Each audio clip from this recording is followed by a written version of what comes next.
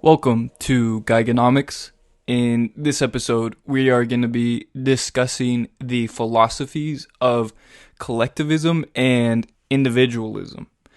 So, to give a brief introduction, collectivism is the philosophy that as human beings, we are connected, and hence use of the word collective.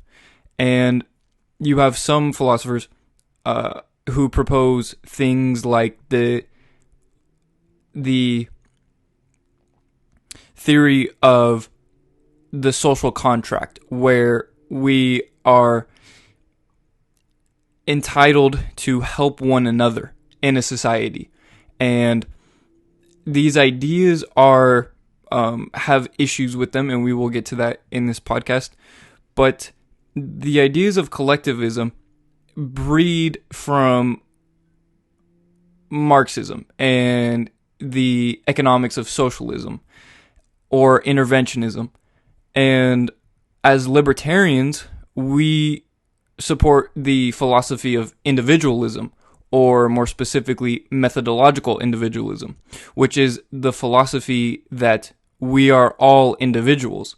And I think that's the best way to view one another as people, and not being in these collective groups. Now, could you say, oh, libertarianism, isn't that just another form of collectivisms? Well, you can have that perspective, but I mean, I would disagree in the sense that, a lot of people agree not to murder other people. Does that mean we're following this collectivist ideology? Well, sure, but that's not necessarily bad. When you get into the economics of what collectivism entails, which is the ideas of utilitarianism, then you can, once we establish some ethical implications, you can see what is proposed under the economics of utilitarianism, or the efficiency criterion, which is essentially saying that if we get more utility by taking $500 from A and subsidize B's education, then it is efficient to tax and transfer the money. This is utilitarianism. And the Austrian criticism of utilitarianism is, first off, interpersonal utility comparison is not possible to make. When you're using utils as your units of measurement in comparing individuals' utility that they receive from something such as education, you can put it in mathematical models, but in reality, these are not effective units of measurement because it's all subjective. This is one of the basic principles of Austrian economics, is that values are subjective. So one person might value education higher than another. This is natural, and it needs no further comment. A second criticism that the Austrians have for utilitarianism is the ethical implications. This is the psychic loss that a person may have when their income or property is able to be tapped into from the state. So if the state is able to remove that $500 from someone's bank account to subsidize another person, then the next time it comes to use some of your labor in order to receive an income in exchange, there is some psychic loss of, well, I got this income removed last time, so why would I put the same amount of effort into my labor when it's only going to be taken from me? This is like thinking, if you have a neighbor who just robs you every night and you're not able to do anything about it, why would you even care to own anything? Okay? And it's unethical. I mean, this is why we're libertarians again, because we follow the non-aggression principle, that no person or group of people should violate an individual or their property. And as libertarians, we view property as an extension of life. you can own things. Like you should own your own body. If you don't own your own body, then someone else owns it.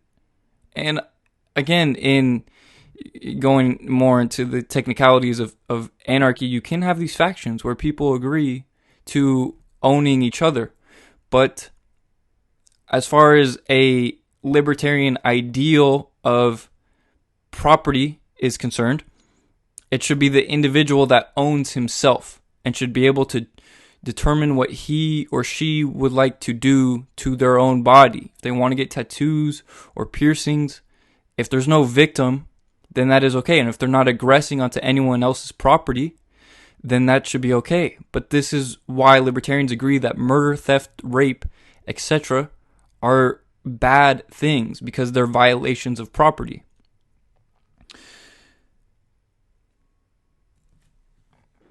So that, and then we can get into the efficiency criterions, but that's more going into the economics. Now, what I have are some notes, and I wrote down some quotes from a lecture Hans Hermann Hoppe gave, and I just thought these were powerful little quotes that I want to read. Logic does not tell us much about reality, but what it does tell us about reality is of utmost fundamental importance. Another quote he had was, economics might not tell us much about what humans will do in situations, but what economics tells us is of utmost importance. And the last quote that I have written here by Hans Hermann Hoppe is, the Austrians are more dogmatic in small areas, and they are very humble in most other areas. And mainstream economists are all around confused. And I think that what we have today with these collectivist ideologies is very flawed ideologies, and we have to go back to epistemology in order to understand the nature of collectivism and individualism.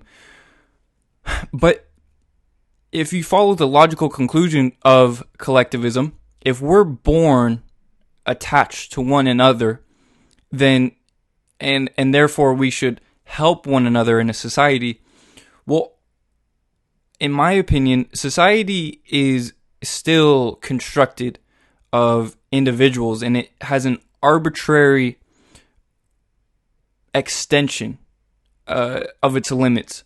So you can have a classroom, and that can be a society. And you can have a school, and that could be a society. You can have a city, and that can be a society. And you can have a county, that can be a society. And if we keep going, you can have a state, that's its own society, or a nation, and that's its own society. But where does it end? Maybe it should be a continent that should be the construct of a society, or it should be the entire planet Earth that should be society.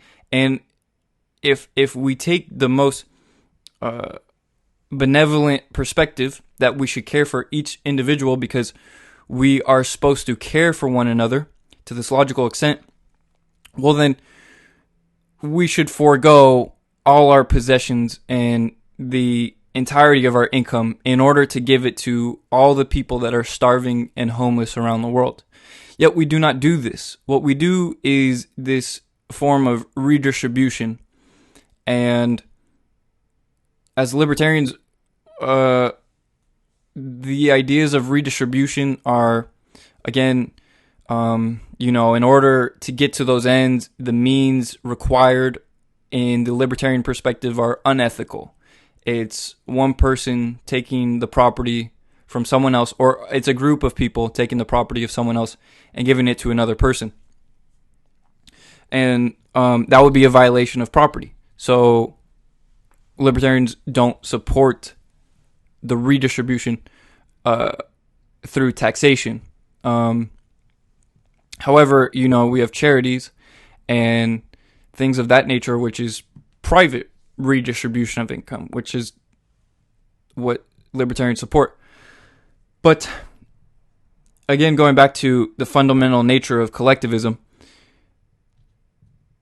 human nature is not capable of helping everyone in the world. And I don't think that we should think that we are capable of helping everyone in the world. We're capable of helping our surrounding family members and friends and community, but what constitutes the society is, well, that's still up for debate. And going into a quote that I have here is I don't remember who this note was from, but it's not original content. But this note is, the collectivist philosophers fail to realize that what constitutes the state is the actions of individuals. So, another quote I have to go off of that one is, belief, this is a theory of society, true individualism, belief that individualism postulates the existence of isolated or self-contained individuals instead of starting from men whose whole nature and character is determined by their existence in society. And to follow that is, there is no other way toward understanding of social phenomena but through our understanding of individual actions directed toward other people and guided by their expected behavior. Now, Friedrich Hayek thought that society comes together from spontaneous order, and it is through the market and the social division of labor and specialization in trade that brings people together spontaneously. Mises had an alternative viewpoint, but the point is that we're all individuals and we rely on a society to benefit ourselves, and as a result we benefit other people, each other. That is why it is social order that comes from a market economy and not social chaos. When you disregard the market economy and force these ideas of collectivism and in a socialist economic system, which is the redistribution of income and property, then you have planned chaos. And one last quote that I will read here was that the aim of true individualism was a system under which it should be possible to grant freedom to all, instead of restricting it to the good and the wise. And this comes from property rights. And I think that's the main thing that we need to understand, is that the state is only composed from individuals and their actions. And, you know, if you can, as an argument against individualism, say that individuals are inherently flawed, they're inherently selfish, they're inherently evil, and all these things, but at the end of the day, when you have individuals running your society, it will only be worse than if you leave individuals alone to operate freely. Because when you grant the power to an organization under the guise of benevolency, then you have statism. And I mean, again, if you look at the 20th century alone, the most pure forms of statism led to the deaths of roughly 200 million people.